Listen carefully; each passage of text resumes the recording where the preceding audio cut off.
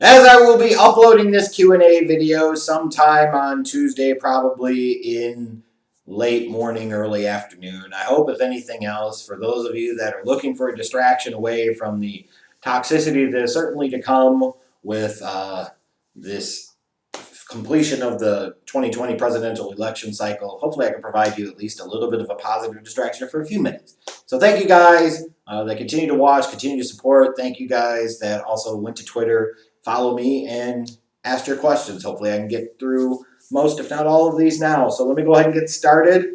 And make sure if this is your first time ever checking out this channel, you smash that subscribe button. That would be super duper. Master Havoc asks, do the Bears miss the playoffs if things stay the same? Yes. I think there is a chance that they could still slide in as like the 7th seed, but if things stay the same, like eventually that offense being so crappy is going to catch up to the defense, and the defense's level of play is going to drop off. And I think there's also an argument to be made that that defense did not have a good game. Let's say in this game Sunday against the Saints, like an elite defense would have played a lot better against a team that was missing their top weapon in Michael Thomas and has a washed-up 40-plus-year-old quarterback in Drew Brees at the helm. Right, so yeah, I think if things stay the same without some significant change, I think they're missing the playoffs. James Forcom, should Trevor Lawrence stay in school for his senior season? I had a couple of questions about this. I certainly get it and I understand it. It's just me, something personal about me. Like, well, I certainly understand who the hell would want to go to the Jets. But there's also like a sense of belief. Like, if you're that dude and you feel you are that dude and you know you're that dude, the situation shouldn't matter. You should be able to overcome all of it. You should be able to bring the best out of everybody in that situation, is my thought. If I'm Trevor Lawrence, I'm looking at this from a pure ego standpoint and saying, I'm going to have enough faith and confidence and belief in myself that no matter where I go, I'm going to be big dick on campus. And I'm going to be that dude. And as a result, it don't matter. Send me to the damn Jets and I'll take them to the Super Bowl. Because if I do, then my legend only grows and grows and grows. So if he chose to go back, or if he chose to say, hey, if the Jets ended up with the number 1 pick, he said, I don't want to go to the Jets, and I'm going to force a trade, I could understand it. I won't knock him for it. Either of those decisions. I hope he wouldn't, but I wouldn't knock him. Omer Hassa asks, should the Raiders be active at the trade deadline, and if so, as buyers or sellers? Well, I think they're in a playoff position right now where they can think about making the playoffs, and as a result, like if it makes sense and they don't have to mortgage too much of the future, like it might make sense to go out there and add some depth and talent at the trade deadline. I don't think they have a reason to have to be sellers right now at all. Mike Schmidt, with the recent death of Sean Connery, who is your favorite James Bond? It's Sean Connery. And what's your favorite James Bond movie or James Bond villain? The weird thing is, I've never been huge into Bond. Never have. Like, I can certainly say that more Bond movies with Sean Connery in the lead role I probably watched than all the other Bond movies combined. I don't know that I've ever watched one with, let's say, Pierce Brosnan or Daniel Craig. Certainly watched a couple back, when he would be on TV, let's say with a Roger Moore or something, but Bond's not my deal, man. I don't know why, it just never has been. Kyle Garner, 92, with the Colts drafting Jacob Eason, do you think it's best to re-sign Phillip Rivers for another year, have Eason start next year, or look to the draft? I think it depends on what happens the second half of the season. Depends on how Rivers plays the rest of the way. Depends on where the Colts end up in the regular season, if they make the playoffs, what they do in the playoffs. I think you wait for that to play out and see what happens there before you make any decisions right now. And probably more so the decisions around whether you re-sign Rivers or you're ready to have Eason start next year. I think either way, you look at the draft next year and try to find another quarterback somewhere in there. Blazin 1978. What is happening with Josh Allen? He started the season in MVP. Maybe he's the best QB of this class, and now he can't even smoke the Jets. Sometimes that stuff happens, man. Sometimes that stuff happens. And Josh Allen has a bit of a up and down streak to him. He can run a little hot and cold, especially it kind of goes back to some of his challenges in college and first couple of years of his career with accuracy. Those are kind of things that come into play. Admittedly, I've not watched a ton of the Bills this year, so I don't want to sit there and say much more about what I think is truly driving that, because it would be a relatively uneducated viewpoint if I said something more. Ilias99 asks, what is wrong with Bears fans? They want to extend Ryan Pace because he drafted Eddie Jackson and Darnell Mooney in the later rounds? That is a fascinating question that you ask. What the hell is wrong with them?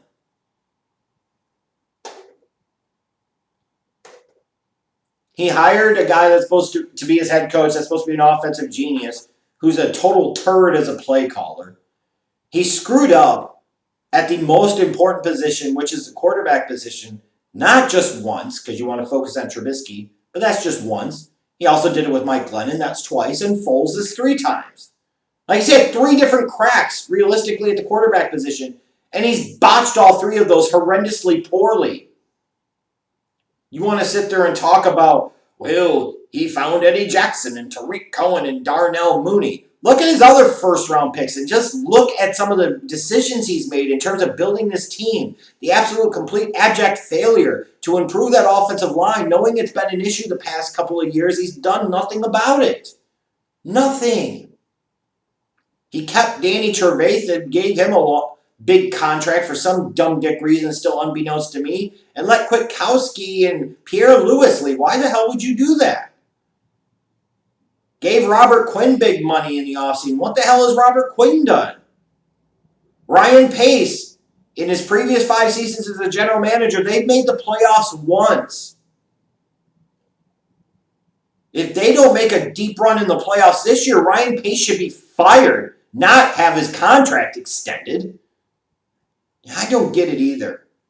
Like, Ryan Pace isn't even in Jerry Angelo's league. The hell people want to sit there and defend this guy for? It's clown school stuff for me. Keys 10 asked me a couple of questions. First, why are people against government-sponsored universal health care in the U.S.? I think there's a couple of reasons. One is it gets attached that socialist label, and as a result, that's associated with Cuba, that's associated with Russia. It's a real fear-motivated thing, and that fear resonates with people, and that fear causes people to emote, even if it's not truly explained in the context of what it is. I think some of that is people just not being well enough informed. They understand to a certain degree that the current healthcare system, and in particular the insurance system, absolutely sucks in this country, but they really don't have the depth of knowledge or understanding to think about alternatives and really weigh pros and cons and so forth. I think some people like myself, like in an ideal world, healthcare should just be a thing. Like we shouldn't have to have people paying premiums out of pocket and having companies having to contribute towards those premiums out of pocket and then having to worry about deductibles and co-pays and out of pockets and all that other stuff. Like healthcare should just be a thing. But also knowing our country and the size of the population of this country, there would be significant challenges of making any type of quick transition towards a true like national healthcare system, similar to what the UK or many other civilized European powers have. Like, America's a different thing. It won't work that way. Like having a public option, makes sense to me. Like that's a better first step, a more realistic first step. But there are so many other challenges and problems with it. And even if you want to talk about, well, we just want to get rid of health insurance. Now you're also talking about displacing hundreds of thousands, if not millions of workers throughout the U.S. because what the hell are they going to do if you don't have health insurance anymore? And these are things that have got to be thought through. So, as much as I want to say just, why are people against it? Because they're idiots. No, it's not that. In some cases, yes. They get very easily fear-baited, but it's a lot more than that. And since you're for marijuana legalization, how would you go about it? Legalize it. Change its classification, even if you want to say decriminalize it, whatever. And release any prisoners, anybody serving time for specifically marijuana-related offenses. Wipe their record like it never existed. Like, that's what you do. And then you start setting up legal dispensaries throughout the country that you could generate revenue with, that you can contribute towards other things, such as paying for healthcare initiatives, education initiatives, and so forth. the first thing you got to do is you got to decriminalize it. You got to change the codes. Like it's beyond time. It's so stupid the fact that it's illegal. Trinell Sally, do you think aliens built the pyramids, or were our ancestors smarter than we think they are?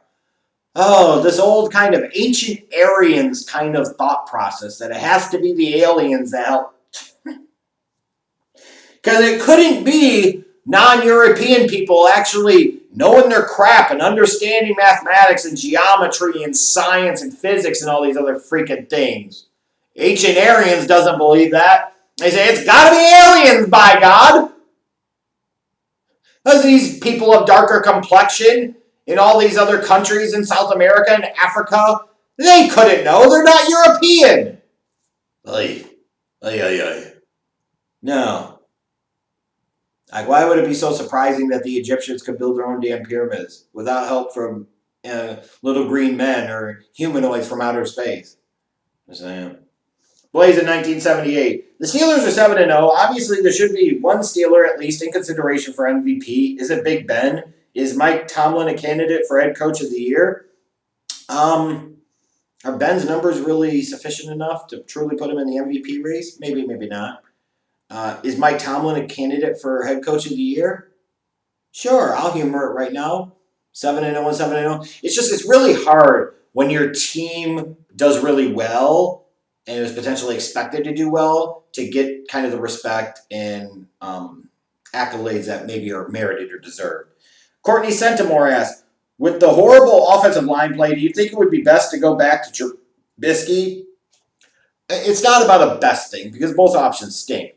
But at least Trubisky can move around. And at least play the young kid. You already know Foles ain't the dude. And should Pace and Nagy be fired after the 7-9 season we are headed to? Yes. Abso-freaking-lutely. And send Ted Phillips out the hell with them. Peter Jedra asks, is it a given that Drew Lock is not the answer for the Broncos, or is it still too early? I would like to see Drew Lock actually play more games before making that call. But I don't believe he's the guy long term, but maybe it's not quite time to pull the plug on him just yet in Denver.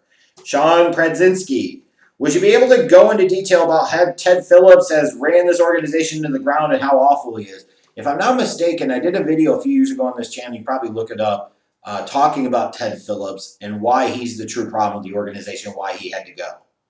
Pretty sure I've done that. In fact, I know I have. So search that out on this channel, watch it. That'll probably give you most, if not all, the details that you have. Because I could ramble on for hours about the piece of crap that accountant is. Dane the Funky Homo Sapien, thoughts on Tony La Russa as the new White Sox manager? That's got Reinsdorf written all over it. What a dumbass move. They better win the World Series, and they better win it in 2021. Otherwise, that White Sox organization, and specifically Jerry Reinsdorf, deserve to be clowned by everybody. You're going to bring in 76-year-old grandpa, who's very likely not going to relate well to the roster that you have? No. That was just dumb. That's horrible. Braden Smith. What puts Walter Payton over Barry Sanders in your eyes? I just think he was a better, complete football player. That's what I think. When you say Barry Sanders was a more electric, more exciting ball carrier, certainly. I think Walter Payton was a better pass catcher.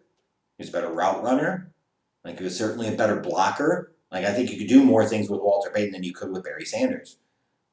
I personally would take Walter Payton as a complete package, as a running back, in my opinion. You guys can let me know if you actually saw one or both of them play. Would you rather take Barry Sanders or Walter Payton?